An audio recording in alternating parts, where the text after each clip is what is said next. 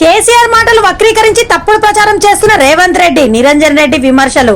తెలంగాణ అవసరాలు తీరిన తర్వాతే రాయలసీమకు న్యాయం జరిగిందని కేసీఆర్ చెప్పిన వ్యాఖ్యలను వక్రీకరిస్తూ ముఖ్యమంత్రి రేవంత్ రెడ్డి తప్పుడు ప్రచారం చేస్తున్నారని మాజీ మంత్రి సింగిరెడ్డి నిరంజన్ రెడ్డి ఆరోపించారు.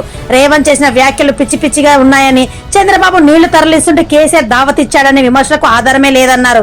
ఇక ఆయన్ని ప్రశ్నిస్తూ కేసీఆర్ లేకపోతే రేవంత్ రెడ్డి నువ్వు ఎక్కడ ఉండేవాడివి అంటూ ఆయన్ని విమర్శించారు. చంద్రబాబును పిలిచి దావత్ ఇచ్చిండు, జగన్ను పిలిచి దావత్ ఇచ్చిండు, రాయలసీమ రత్నావల్లసీమ చేస్తానని మా మీద నెపము.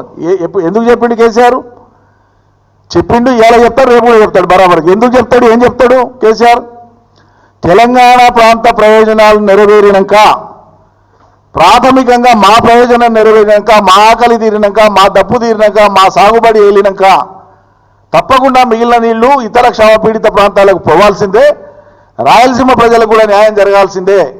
ఇది ఆనాడు నేడు రేపైనా మేము ఇది మాట్లాడతాం, దీనికి కట్టుబడి ఉన్నాం మేము. నువ్వు తెలంగాణ గాలికి వదిలేసి అవతలకు సాయం చేసేటువంటి విధంగా నువ్వు మాట్లాడతావు. రోజు తెలంగాణను తేలిక చేసి మాట్లాడుతావు, 10 ఏళ్ళ తెలంగాణను అవమానించి మాట్లాడుతావు. కేసీఆర్ లేకపోతే నువ్వు ఎక్కడన్నా నాకు అర్థం కాదు. ఇది తమాషాగా ఉంది. తెలంగాణనే లేకపోతే నువ్వు తెలంగాణ ముఖ్యమంత్రి ఎట్లయితావు? తెల్లారితే పొద్దుముక్తే కేసీఆర్ను తిట్టలేదనా పనికి మాలిన భాషతోనా? అది కూడా వయస్సు, అనుభవం, దక్షత ఇవేవి పరిగణలోకి రావు.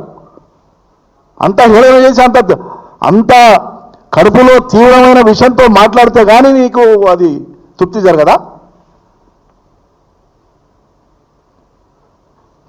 ఎంత తీక్షణంగా గుచ్చి మాట్లాడితే అంత ఆనందపడేటట్లు. ఇది ఏం పద్ధతి? ఇది ఇదో రకమైన మానసిక రుగ్మతనే అనిపిస్తుంది, నాకు అర్థం కాదు.